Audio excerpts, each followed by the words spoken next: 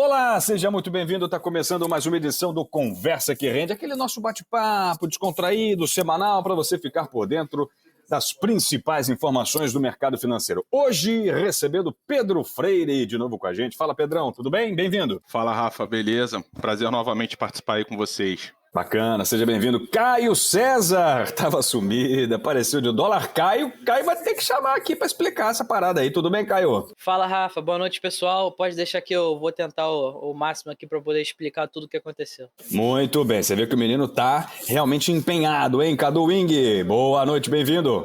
Boa noite, pessoal. Boa noite, Rafael, Caio, Pedro.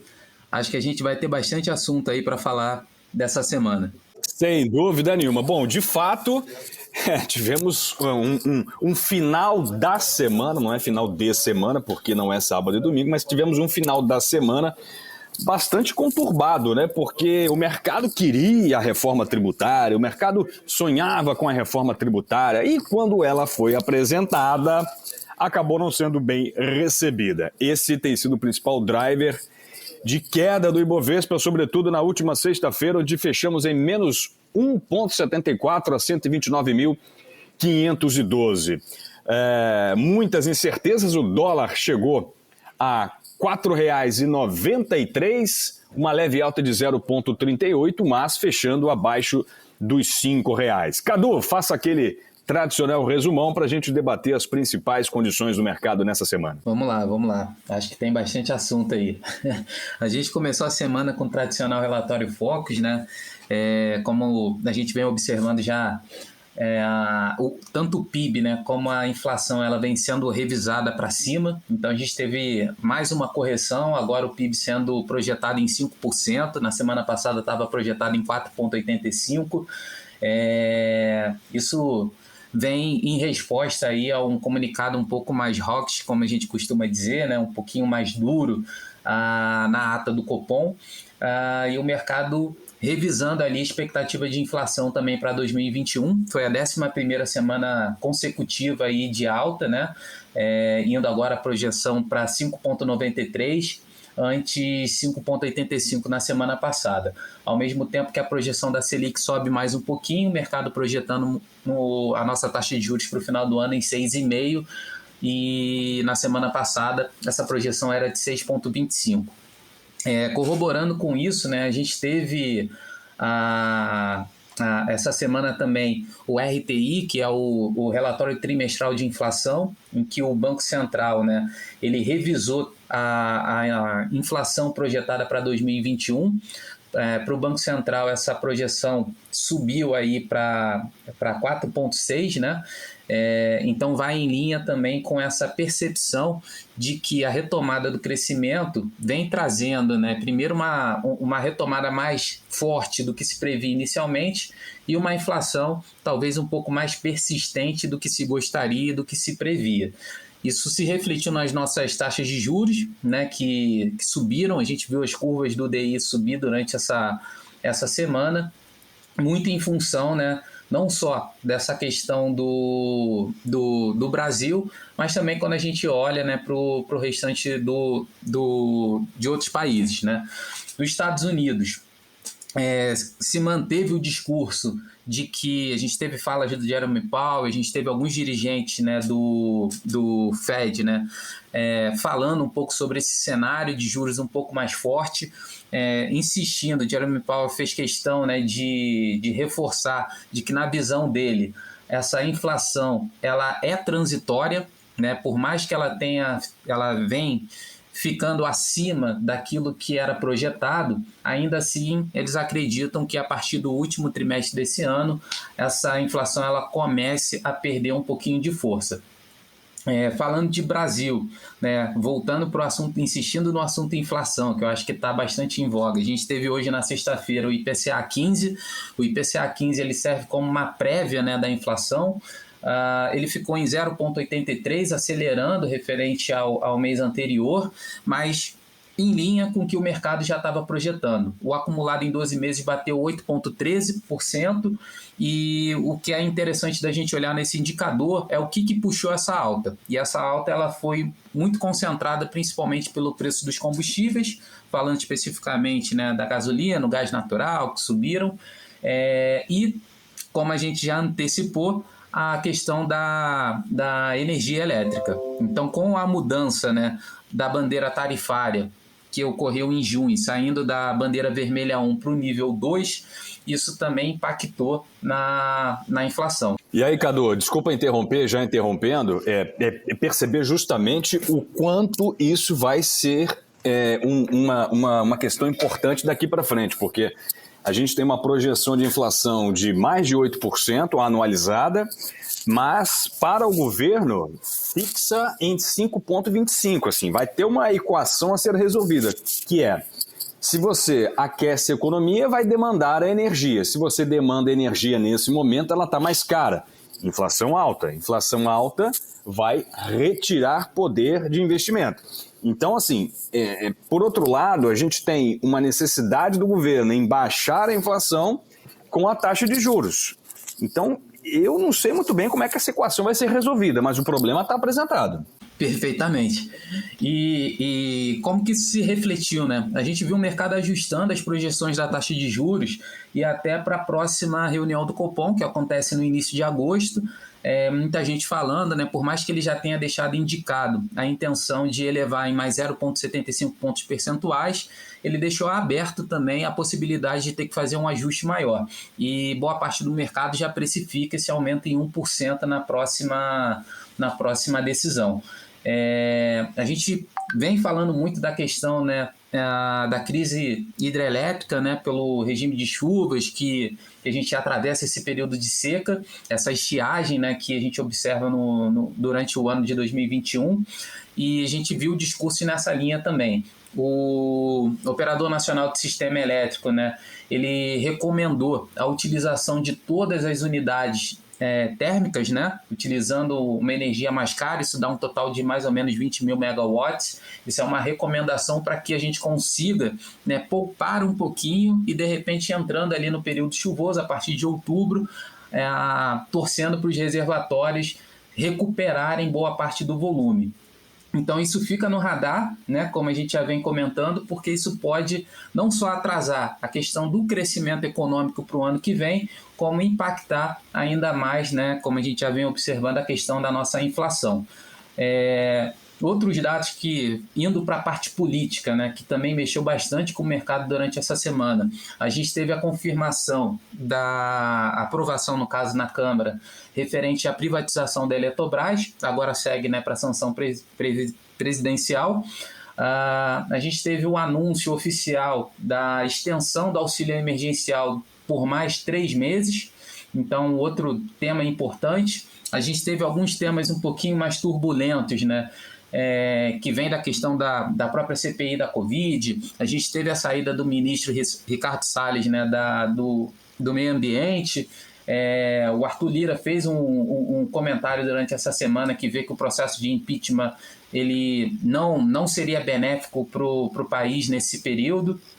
Então essa turbulência política ela vai continuar mexendo, e conforme a gente vai se aproximando aí do ano eleitoral de 2022, com certeza isso vai impactar ainda mais. E como você bem colocou no início, né, a gente teve hoje a apresentação da reforma tributária, né, que tem sido feita de maneira parcelada, de maneira quebrada, e o mercado reagiu, né, negativamente, principalmente pela questão da tributação dos dividendos. Isso já era uma proposta do governo, já se falava isso, né, já se sondava isso no mercado há um tempo, e repercutiu de uma maneira negativa, né? Vamos ver daqui para frente como que o mercado ele vai, né, avaliar o impacto disso nas empresas, o impacto em relação para os investidores, né, que podem ter parte dos seus rendimentos ali agora tributados, e entender, né, realmente o quanto essa medida ela tem de aspecto positivo e o quanto que ela tem, talvez, né, de lado negativo.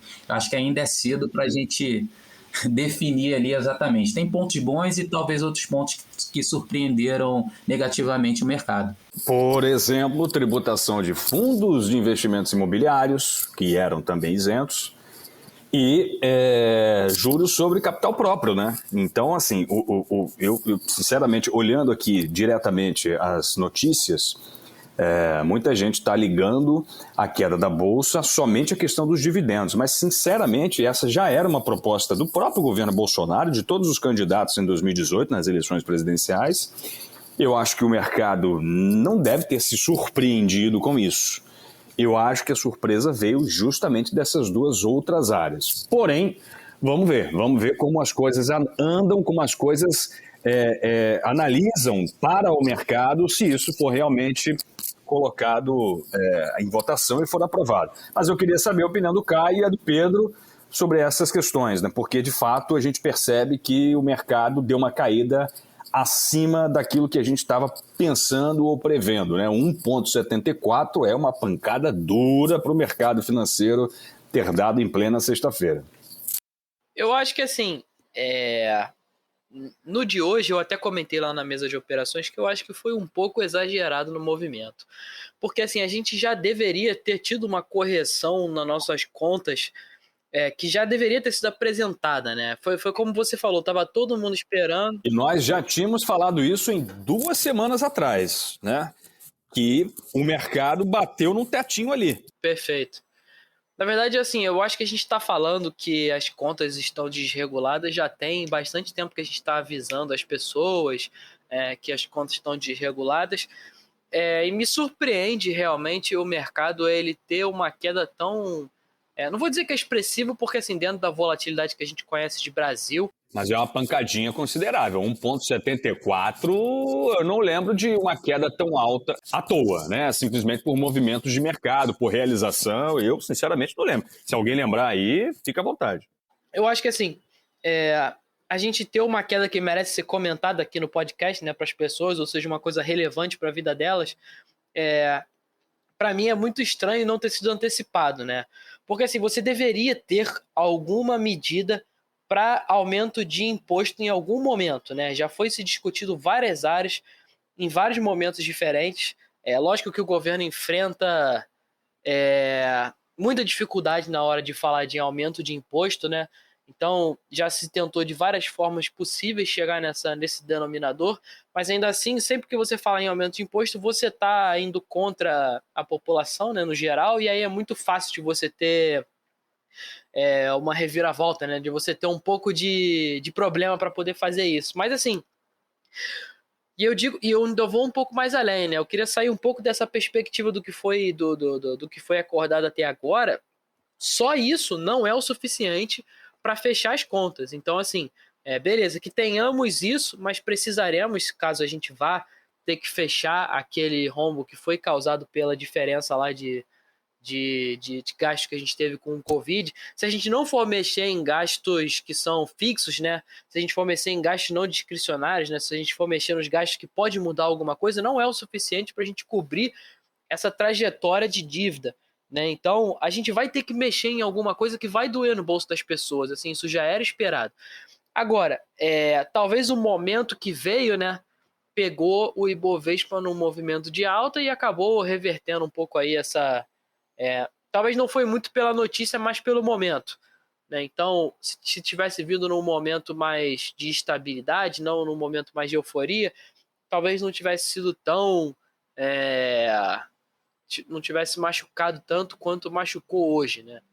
Mas você pode ver nos outros indicadores, né, que não tem só a bolsa de indicador de movimento de mercado, de percepção de risco ou de percepção de problemas.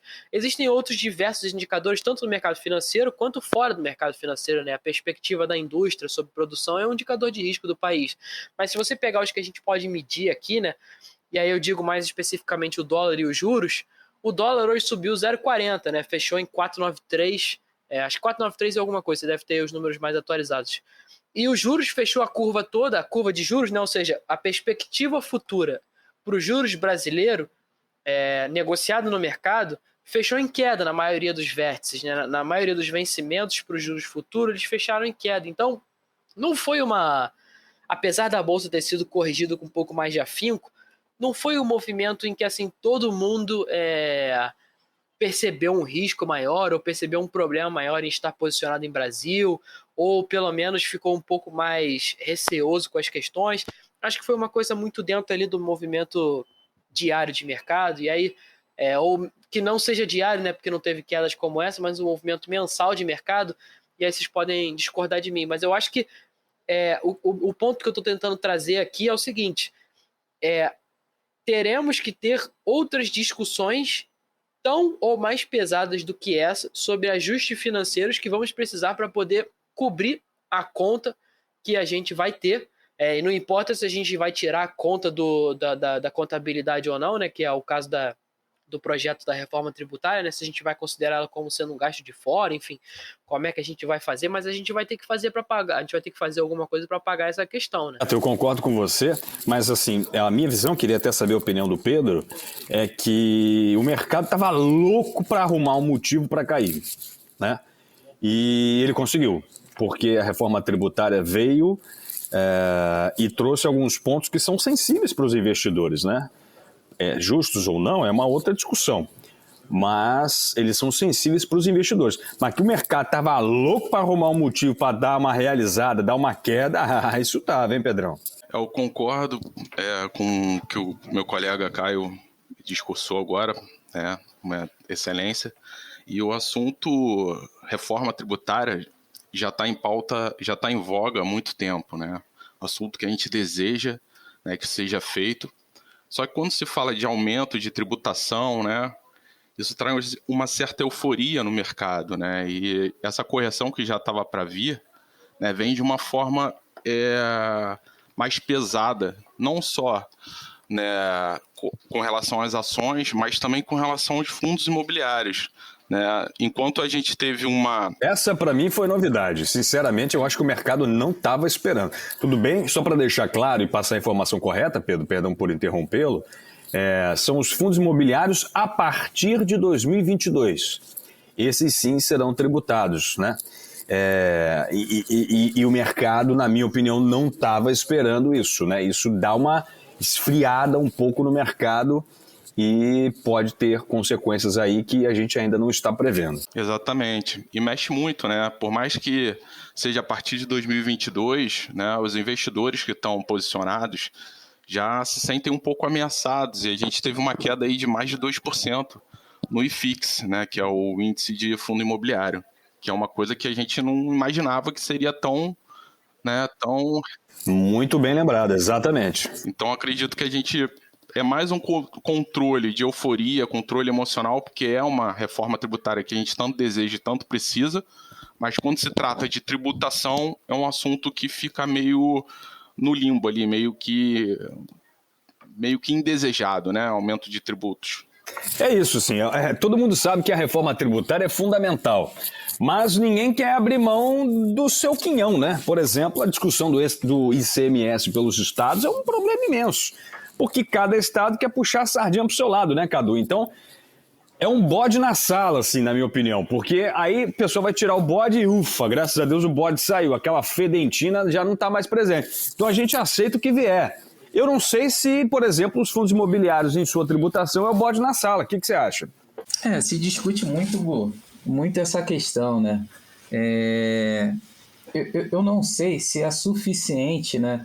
Por exemplo, no mercado de renda fixa, né, que você tem lá os CRIs, as debêntures incentivadas, que você tem aquela isenção também de imposto de renda para a pessoa física, nos estudos que já foram apontados, né, por exemplo, títulos que são mais conhecidos talvez dos investidores, né, LCI e LCA, o que na prática você observa é que o mercado ele cria alguns vícios que não necessariamente aquilo que foi projetado, né, de você criar um incentivo para o setor, ele acaba não acontecendo. Porque, por exemplo, quando você vai comparar as taxas, né, de quanto que ele remunera, e eu estou falando da renda fixa, né, não do fundo imobiliário, mas de quanto que ele remunera e de quanto que você compara esse título com os outros títulos do mercado que tem a tributação, na prática o que o mercado fez foi simplesmente ajustar para baixo essas taxas. Então elas meio que se equivalem.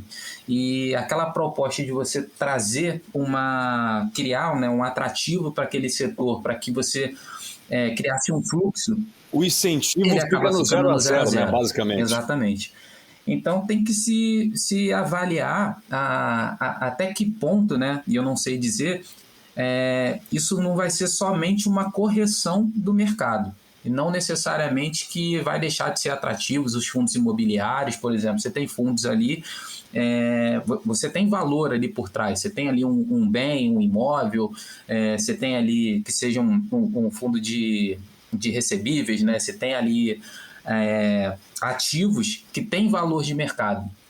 Então, acho que sim, vai ter um ajuste, mas o mercado ele vai se corrigir. Ele vai, enfim, reavaliar, reprecificar, né?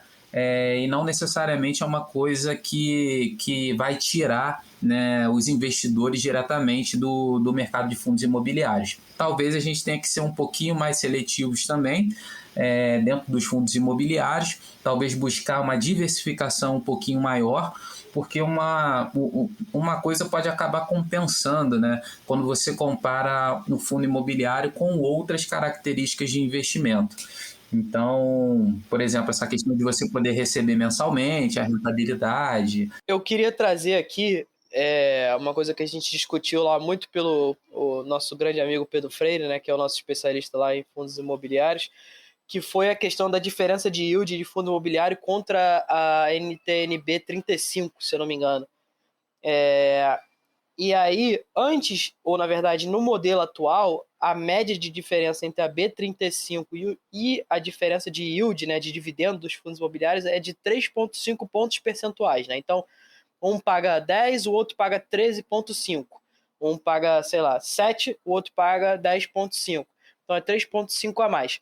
Com essa questão da tributação, né, dos dividendos, passaria de 3,5 para 2,5. O Pedrão vai ter que responder e fazer esse cálculo aí. Já está na ponta do lápis, Pedro? 1 ponto percentual. E aí é o que o Cadu falou, que é uma coisa muito legal, assim. Então, a gente vai ter que esperar para ver se o mercado vai se tornar competitivo como um todo, ou se ele vai simplesmente nivelar por baixo, né? Porque é isso que o Cadu falou das debêntures incentivadas com relação aos outros títulos. E também tem bastante no mercado de LCI, de LCA com relação a CDB, né? Que um não tem imposto, outro tem imposto. Às vezes o mercado, em vez de gerar uma competitividade maior, ele nivela por baixo, né? Então os outros players se adaptam a uma remuneração menor, diminuindo a deles, né? Então, se o outro lado está pagando agora 2,5, eu posso pagar 2,4 ou 2,5 aqui, não precisa aumentar o meu para ficar mais competitivo, né? Ou então eu posso diminuir para 2,2, porque ainda assim o pessoal vem para cá, né? Então, mas uma coisa que vai ter que acontecer por conta desse 2,5, que era o ponto que eu queria chegar, vai ter que se entender melhor com relação aos fundos que estão sendo comprados, né? Porque antes, às vezes o prêmio fazia sentido e você podia assumir mais risco pelo prêmio pago, né? Então você não precisava ir para uma NTN-B, já que você tinha 3,5 pontos percentuais a mais indo para fundos imobiliários. Agora, com 1 ponto percentual a menos, e é bastante coisa, você vai ter que se questionar muito mais sobre o que você está comprando, né? Se aquilo realmente faz sentido. Então, assim, de fato, né, Caio, os fundos, os investimentos, eles concorrem entre si, né? Então, eu acho que quem vai fazer esse ajuste vai ser o investidor, né? Ele vai posicionar melhor a sua carteira de acordo com o que ele vai ter mais remuneração. Na verdade, o que eu quis dizer é o seguinte, são 2 etapas, né? Primeira etapa, se o mercado vai nivelar essa modificação para baixo, se na verdade, em vez de tudo se tornar concorrente, o mercado como um todo vai nivelar tudo para baixo. Então eu vou contar uma história bem rápida aqui, tá? Vou abrir um parêntese, da questão da LCI, da LCA e do CDB. A LCI e a LCA têm isenção de imposto de renda. Então, deveria ser melhor você emprestar dinheiro para o crédito agrícola, né, que é a LCA, ou para o crédito imobiliário, que é a LCI. Só que o que acontece...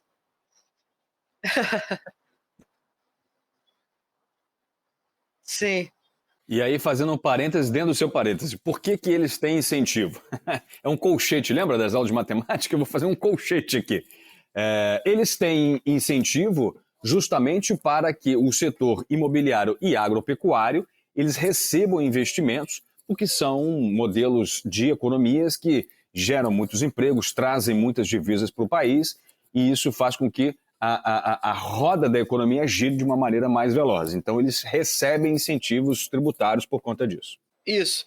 E aí, na verdade, o que aconteceu por exemplo, vamos pegar um exemplo normal. Às vezes você tem CDBs de 120%, 130%, né, que se você tirar o imposto, daria uma LCI ou uma LCA de 99% ou 100% do CDI, né, se tratando de 100% da taxa de juros. O que aconteceu foi, em vez desses títulos, dessas LCIs e LCAs manterem esse 99% ou manterem o 110% que elas estavam pagando antes, aquela taxa que era atrativa considerando o imposto de renda, eles diminuíram o que eles estavam pagando e ainda assim eles usaram a benéfice tributária como uma bengala para continuar no mesmo preço ou um preço mais baixo, né, para pagar menos para o investidor, e se mantém dessa forma. Então, o primeiro ponto será que os outros investimentos não vão usar isso como uma bengala? Se não, beleza. Ainda assim, o investidor vai começar a se perguntar, que é uma parte derivada de tudo que aconteceu, para onde que ele vai emprestar o dinheiro, né? Se faz sentido realmente comprar um fundo imobiliário X ou Y, considerando que ele paga X% a mais do que uma NTNB, né? Que seria um competidor direto. Exatamente, um retorno mais seguro. O título mais seguro de todos. Correto. Agora, eu acho que nessa equação tem que ser colocada uma coisa, Caio, que as pessoas, ou pelo menos o mercado, ainda não percebeu. E olha assim, galera, vamos lá, vamos conversar, vamos interromper um ao outro para não ficar o discurso de cá e o discurso de lá, né? Estou falando aqui, mas todo mundo pode dar opinião, por favor, Pedro e Cadu. Mas os títulos de renda fixa também baixaram o imposto, né? A partir de agora é 15%, não depende mais do tempo.